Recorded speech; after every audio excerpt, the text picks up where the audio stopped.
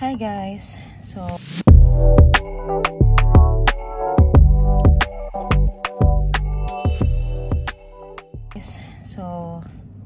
ayan, nandito pa ako sa office pero tapos na din ako mag-work kasi 5:30 na. Ayan, so mag-vlog lang tayo today. Nakakalungkot lang guys kasi paunti-paunti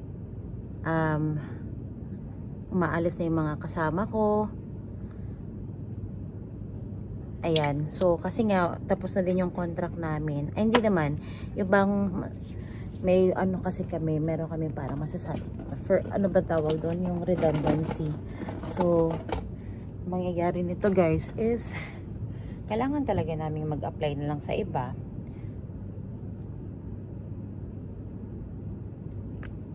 Ayan, kailangan namin mag-apply ng bagong trabaho dahil wala ng bagong projects. Yan, lipstick lang para naman mas mag-good vibes tayo. Charot. Always ako magli-lipstick guys. Pag good vibes ko talaga yan. Lalo na pag medyo nalulungkot ako. Parang nakakalungkot isipin na nasanay ka na dito sa work mo, sa workplace mo. Yung mga kasamahan mo sa trabaho, okay na. Parang, alam mo yun, pero nakakalungkot isipin na kailangan mong umalis kasi nga wala nang project. So mag-a-apply na naman tayo ng bagong trabaho guys. So yun naman yung bagong challenge natin this year. So hopefully makahanap na ako ng bagong trabaho. So tara, mag-log out muna ako guys kasi bago tayo umalis, log out muna tayo. So ayan, I'm ready to go. So tingnan nyo naman yung ating office, wala nang people. Ito yung aking maliit lang na pampa-good vibes. Ayan.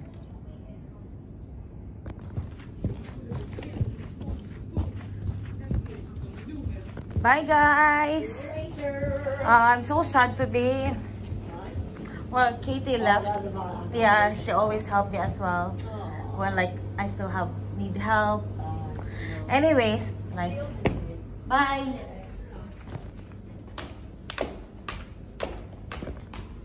So, napakaganda ng panahon. So, yun lang guys. Nakakalungkot lang, no? Hindi pa ako nakakahanap ng bagong trabaho. So, sana Lord, makahanap na ako ng work. Kasi next month na po ako mag-e-end. Open yung ating window. Ganda ng araw. Tingnan nyo naman guys. Nakaka-good vibes. So, thanks to my sister for giving me this nice cup. Naka-brown ako tapos brown na sandals. Ayan. Kasi summer kaya nakapag-sandal naman.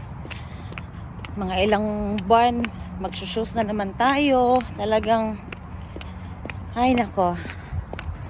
Nasanay kasi ako, mahilig ako mag-heels guys. Pero dito kasi hindi na ako nakakapag-heels. Gawa nga ng panahon. Right, okay. Late na ata ako. Wala na yung bus. Ganda ng panahon guys. Oh, diba? Hindi maulan. Nice, nice, nice. So, ayun na nga guys. Yung kanina, ayan, umalis na yung bus. Bali, yung kausap ko kanina guys is yung ka-workmate ko. And ayan, nandito na pala yung bus ko. Mamaya na tayo mag-chika guys. So, it's a prank lang pala yun guys. It's a prank. Hindi pa pala yun yung bus ko. Kaya hinihintay ko pa yung bus. Okay, so mamaya mag-chika-chika tayo kung anong mga ganap-ganap dito sa buhay. So, tagal naman ang bus. Yun lang din yung problema ko dito guys kasi talagang may oras yung bus. Hindi tulad sa atin ba na ang daming mga sasakyan na pwede mong masakyan. Anytime, anywhere. Ayan, so ganun talaga.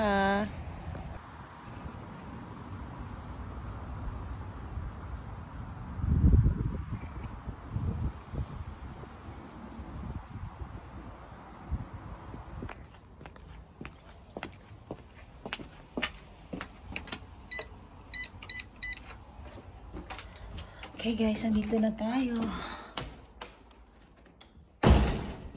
Dito na ako sa apartment namin. Ano bang tawag dito? Mga flats. Ang tawag dito flats. Pero sa atin sa Pilipinas, apartment. Ayan. So, buti na lang. Today is Friday. Thank God it's Friday, guys. So, kagabi naglaba pala ako. Tapos, meron pa akong mga dark na mga damit yung lalaban natin today.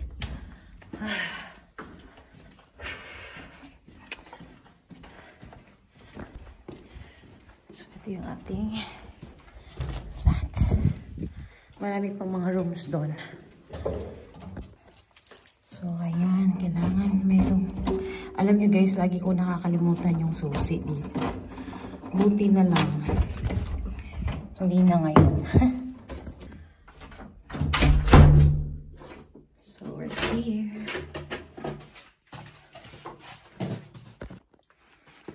So, ayan guys. Nandito na tayo sa bahay.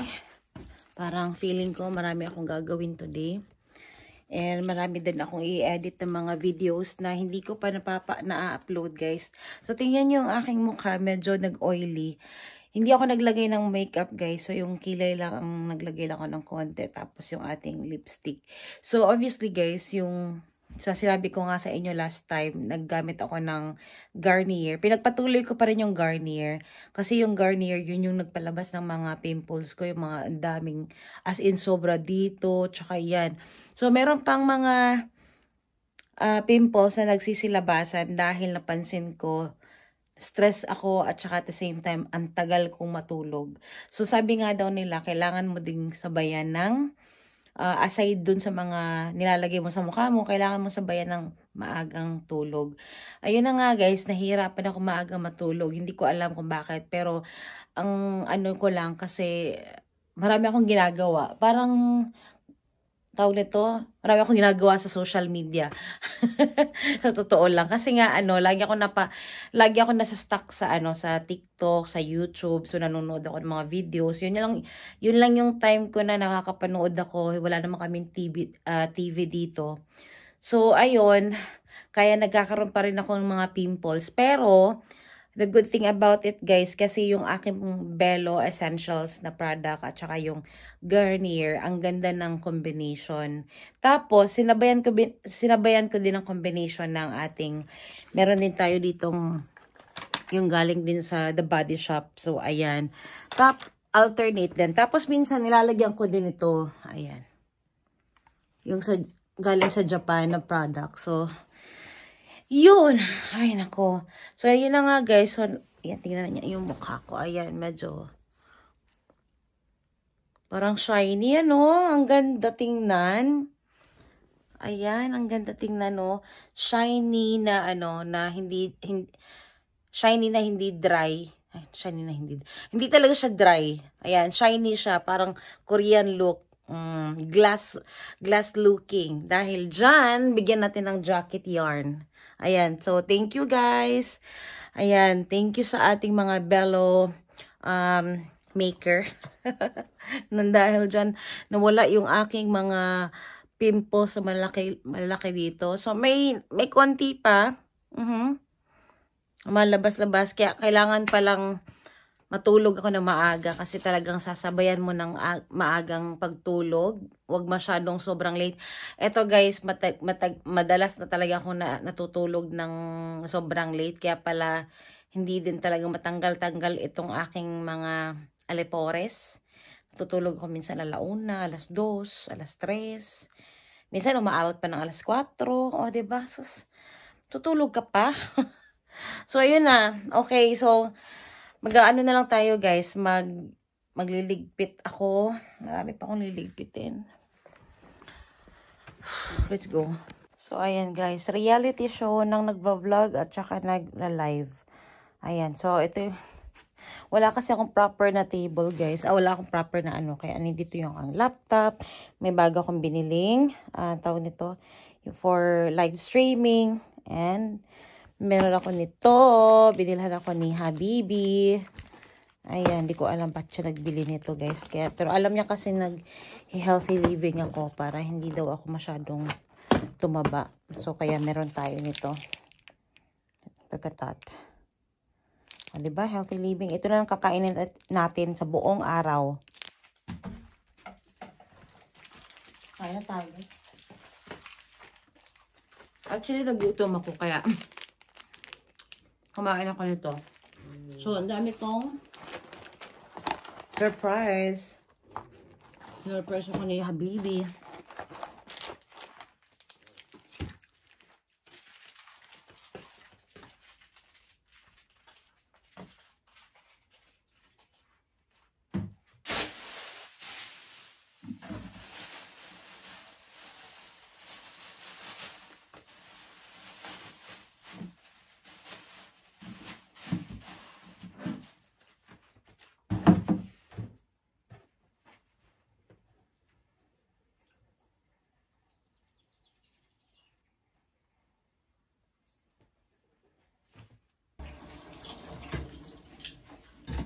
So, plano ko today, yung dinner ko is hindi heavy.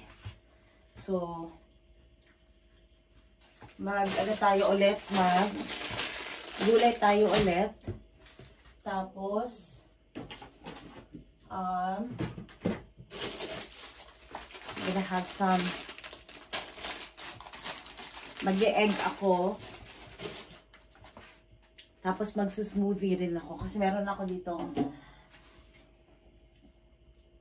grapes. Meron tayong grapes. And grapes. Strawberry and grapes pala. Meron tayong strawberry and grapes. So, plano ko. Fruits at saka gulay and then egg. So, yun yung magiging ano natin for today. So, napapansin ko guys, sobrang ano nga talaga. Ang ganda ng effect. Parang glass skin ang dating. Charing! Okay. Ay! Oops. Ba yan?